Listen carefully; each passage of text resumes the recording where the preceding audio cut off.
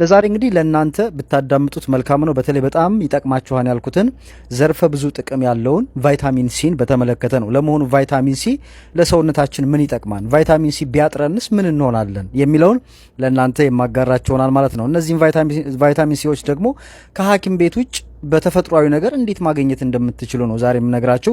ግዴታ ሐኪም ቤት ገዝታችሁ መጠቀም የለባችሁ ማለት ነው።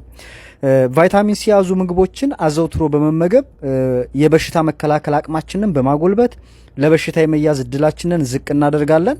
በተለይ ደግሞ በአሁኑ ወቅት በዓለም ዙሪያ እያሳሰበ የሚገኘው የኮሮና ቫይረስን ጨምሮ የተለያዩ በሽታዎችን ለመከላከል ይረዳን። በርካታ ቫይታሚኖች መካከል ቫይታሚን ሲ ከፍተኛ ሚናውን የሚጫወተው የቫይታሚን አይነት ነው ማለት ነው። ለመሆኑ ይሄ ቫይታሚን ሲ የሚሰጣቸው ጥቅሞች ምንድን ናቸው? ቫይታሚን ሲ በሰውነታችን ውስጥ በሚኖርበት ሰዓት ምንድን ነው የሚጠቅመን የሚለውን ደግሞ እናያለን። የበሽታ የመከላከል አቅማችንን እጅግ በጣም ያጎለብታል። አንድ በሽታ ሲይዘን ያንን በሽታ የመከላከል አቅማችንን እጅግ ከፍ ያደርጋል ማለት ነው። ሁለተኛው ውስብስብ ለሆነ በሽታ የመጠቃት እድላችንን ይቀንሳል። በጣም የተወሳሰቡ በሽታዎች አሉ፣ እነሱን ለመቀነስ እጅግ በጣም ይረዳናል ማለት ነው ቫይታሚን ሲ። የደም ግፊትን ለመቆጣጠር ይረዳን። በተለይ ቫይታሚን ሲ ናችን በትክክል በሰውነታችን ውስጥ ቫይታሚን ሲ የምንጠቀም ከሆነ ወይንም የምንወስድ ከሆነ በደንብ ይከላከልና ማለት ነው። የደም ግፊትንም ለመቆጣጠር ይረዳን። ሌላው ለልብ በሽታ የመያዝ እድላችንን ይቀንሳል። በደማችን ውስጥ የሚገኘውን ዩሪክን መጠን ይቀንሳል። ሌላው ደግሞ በሰውነታችን ውስጥ የሚገኘውን የአይረን መጠን እንዳይቀንስ ያደርጋል። በሰውነታችን ውስጥ ያለው አይረን እንዳይቀንስ ይከላከልልናል ማለት ነው።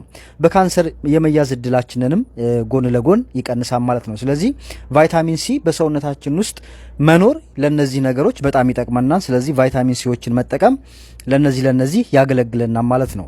ለመሆኑ ቫይታሚን ሲ ሊይዙ የሚችሉ ምግቦች ምን ምንድን ናቸው? ከምግብ ቫይታሚን ሲን እንዴት ማግኘት እንችላለን? በቀላሉ ከምንመገባቸው ፍራፍሬዎች እንዴት አድርገን ይሄን ቫይታሚን ሲ ማግኘት የምንችለው? ሐኪም ቤት ቫይታሚን ሲ የሚዋጡ መድኃኒቶችን ሳንገዛ ማለት ነው። የመጀመሪያው እንግዲህ ብርቱካን ነው። መካከለኛ የሚሆን ብርቱካን ወይንም መካከለኛ በጣም ትልቅ ያልሆነ ብርቱካን በውስጡ 70 ሚሊ ግራም የሚሆን ቫይታሚን ሲ ይይዛል፣ በብርቱካን ውስጥ ማለት ነው። ሁለተኛው ሎሚ ነው። አንድ ሎሚ በውስጡ 83 ሚሊ ግራም ቫይታሚን ሲ ይዛል። አንድ ሰው አንድ ሎሚ በሚመጥበት ሰዓት ወይንም የሎሚ ጭማቂ በሚጠጣበት ሰዓት 83 ሚሊ ግራም የሚሆን ቫይታሚን ሲን ወስዷል ማለት ነው። ሌላው የአበባ ጎመን ነው። አንድ የአበባ ጎመን በውስጡ 51 ሚሊ ግራም ቫይታሚን ሲን ይይዛል። የአበባ ጎመን ስንበላ 51 ሚሊ ግራም ቫይታሚን ሲን ወደ ሰውነታችን እናስገባለን ማለት ነው። ሌላው ፓፓዬ ነው። አንድ ብርጭቆ ፓፓዬ በውስጡ 85 ሚሊ ግራም ቫይታሚን ሲን ይይዛል።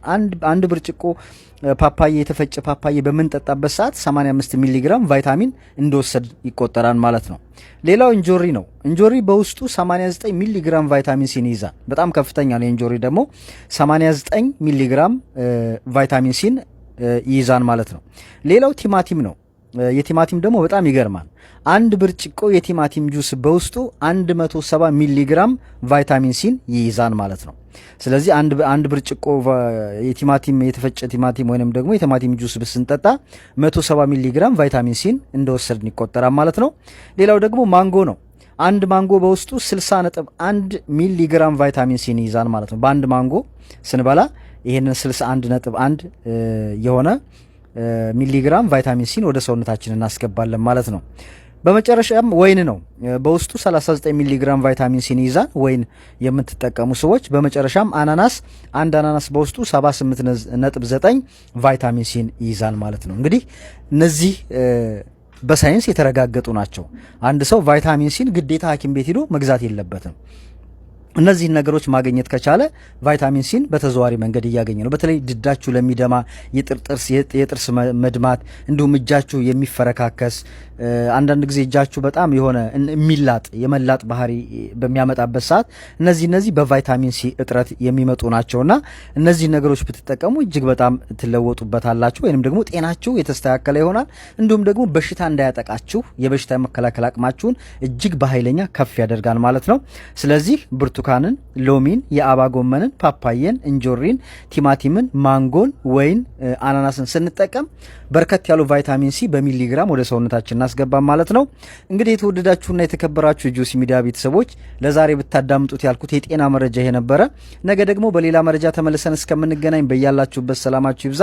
ከፕሮፋይል ስር ላይ የዩቲዩብ ቻናል ያላችሁ ዩቲዩብ ቻናልም እየገባችሁ ሰብስክራይብ ብታደርጉኝ እነዚህንና መሰል መረጃዎችን ወደ እናንተ የማደርስ ይሆናል። ለዛሬ እንግዲህ አበቃው የምላችሁ እኔም ጆሲ ነኝ። መልካም ምሽት።